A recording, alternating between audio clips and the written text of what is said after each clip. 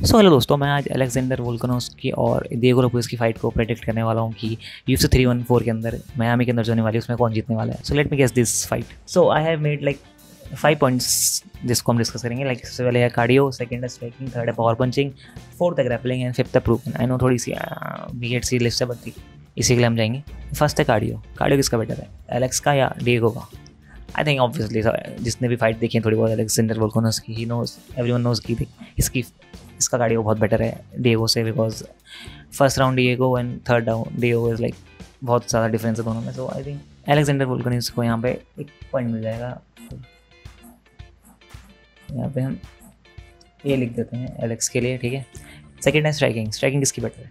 I know अब Diego के पास like काफ़ी पावर पंचिंग है, यानी बम नॉकआउट, बम नॉकआउट।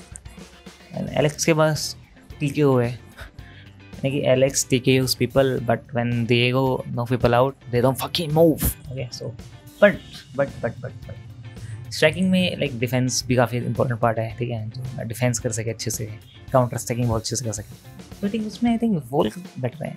उसके पास पावर पंचिंग नहीं है, I agree on that, but he has good striking, better than obviously Diego Lopez. So yeah second point goes to Alex, and now third one is power punching, and obviously Diego Lopez has knockout, so Diego Lopez को मिलेगा ये point. And ठीक है, दे देते हैं एक point बेचारे। And fourth is grappling. Grappling किसकी बेटर है?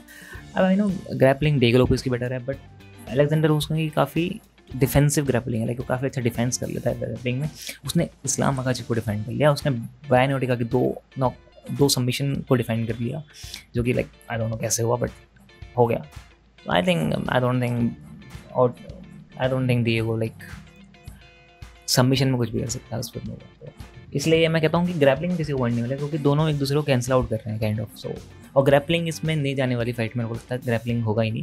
ग्रैपलिंग तभी होगा यानी कि तब Diego Lopez kind of like उसको वॉबल कर दे एलेक्स को, में भी तब हो सकता है। उसके अलावा कोई भी अगर वो डिएगो, उसके अलावा अगर डिएगो ट्राई करता है ग्रैपलिंग करने का, तो आई थिंक एलेक्स उसको अच्छे से डिफेंस कर सकता है। तो क्या ये कैंसिल आउट करते हैं, इसमें हम एक्स कर देते हैं, ठीक है, यानी कैंसिल आउट हो गया।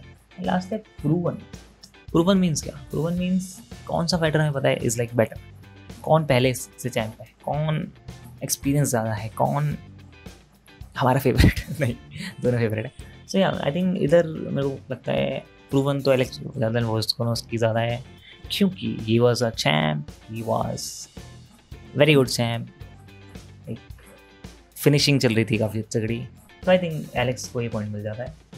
So now I am gonna give my prediction, क्योंकि यहाँ तो अलेक्जेंडर वोल्कानोव्स्की से आगे निकल गया पॉइंट्स के हिसाब से।